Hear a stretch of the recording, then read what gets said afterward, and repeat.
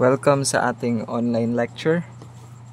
Sa next video natin is pag-aaralin natin yung order of operation, which is napaka-importante. So first is yung parenthesis, next is yung exponent, and then yung pag-multiply tsaka pag-divide from left to right, and lastly yung addition and subtraction, and again from left to right.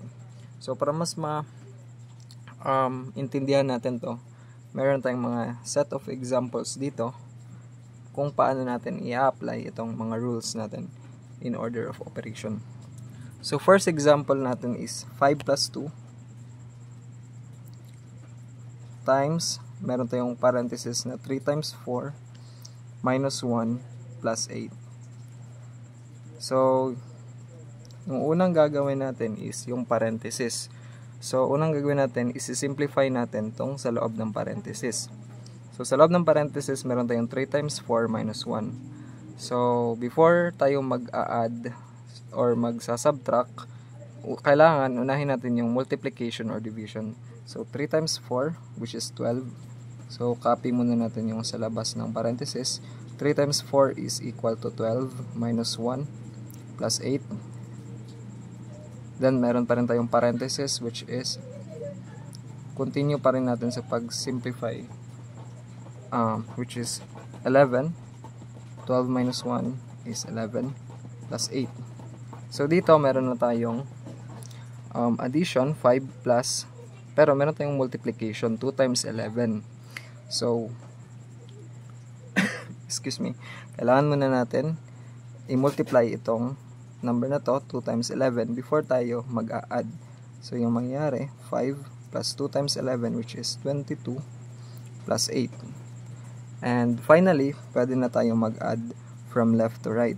So 5 plus 22 is 27 plus 8, that is 35.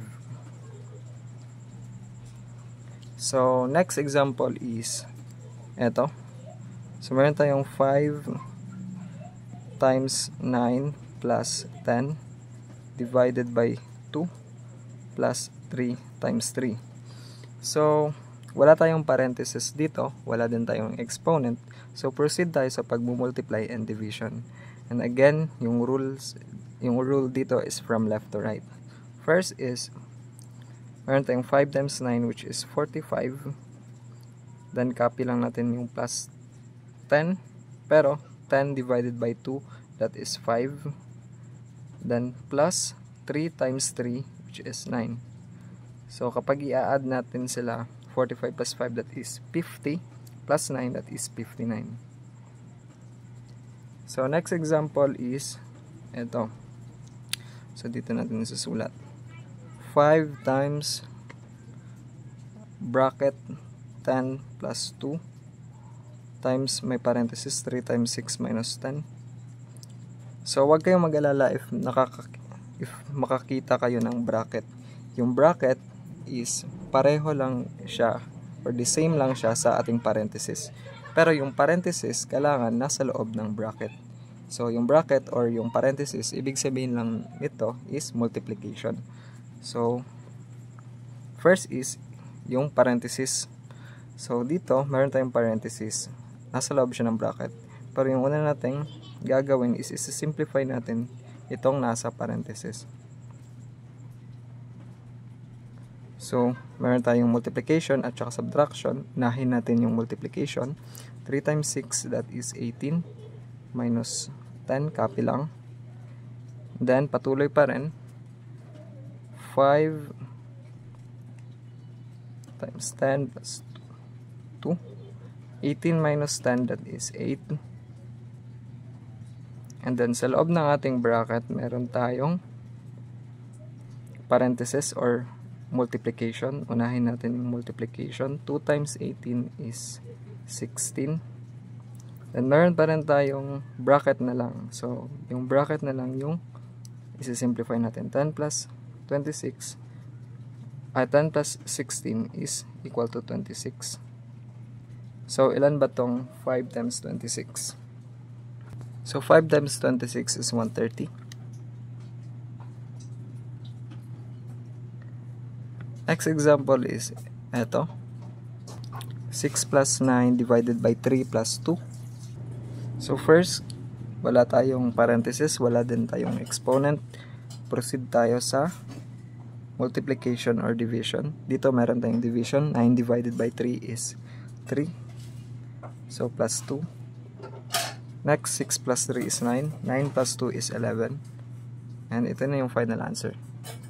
So next problem is eto. Meron tayong parenthesis. Unahin natin yung sa loob ng parenthesis. Meron tayong multiplication. Unahin natin yung multiplication. 4 times 5 is 20. And then 20 minus 16 is 4. Then meron tayong multiplication. 2 times 4 is 8. Then finally, 10 minus 8 is 2. Next problem is ito. Dito wala tayong parenthesis pero meron tayong exponent. So unahin natin pag simplify yung exponent. 2 raised to the power of 2 is 4. Kasi 2 raised to the power of 2 is the same as 2 times 2. So kung ilan yung number dito, yun yung time na i-multiply mo siya. So yung 2, for example, para mas maunawaan natin, yung 2 raised to 2 is equal to 2 times 2. So kapag 2 raised to 3, that is 2 times 2 times 2. So I hope sana malinaw itong exponent kung paano natin siya sinisimplify. So balik tayo sa problem natin. 2 raised to 2 is the same as 2 multiplied to 2. So that is 4. Then plus 6 raised to 2, that is 6 times 6, which is 36. Then 2 raised to 2, 4. Then 3 raised to 2, that is 3 times 3, which is 9. So here, from left to right, meron tayong division. 36 divided by 4, that is 9. Because 9 times 4 is equal to 36. 9 times 2 is 18. 18 plus 18 is equal to 36. So 36 divided by 4 is 9. Then minus 9. And then 4 plus 9 is equal to 13. Pero pag nag-minus ulit tayo ng 9, babalik siya sa 4. So yung final answer is 4. So yung dapat lang natin tandaan dito sa order of operation, first, kailangan natin i-simplify yung mga parenthesis. So in case na merong bracket, so kapag may mga ganitong problem, unahin natin yung parenthesis. Kasi yung parenthesis, always siya nasa loob ng bracket. So after ma-simplify ng